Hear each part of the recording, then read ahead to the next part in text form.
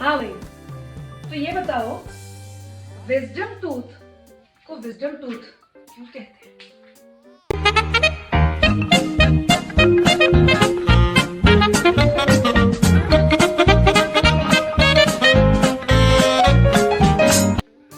So as we all know, when a child is born, there are no teeth. Okay? 6 महीने से almost 2 साल की as तक primary teeth आते हैं, जिसे दूध के दांत या मिल्क टीथ बोलते हैं.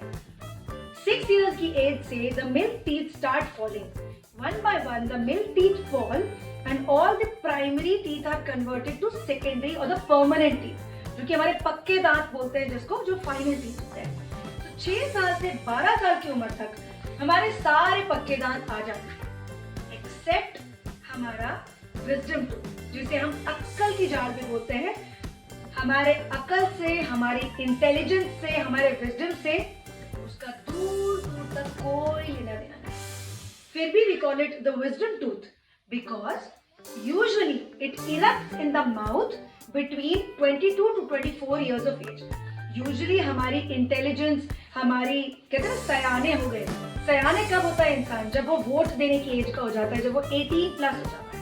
So this age between 18 to 24, that is the time when the wisdom tooth comes out into the oral cavity.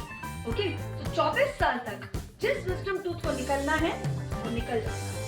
24-25 साल के बाद usually the wisdom tooth does not erupt. It stays in whatever position it is there in the jaw. If it is slanting, it will always be slanting. If it is lying down, it will always be lying down. If it is erupting, it will always be erupting. इसीलिए उसे wisdom tooth बोलते हैं, because it usually comes in the mouth in the same time when a person is considered to be wise, that is 18 to 24 years के बीच में.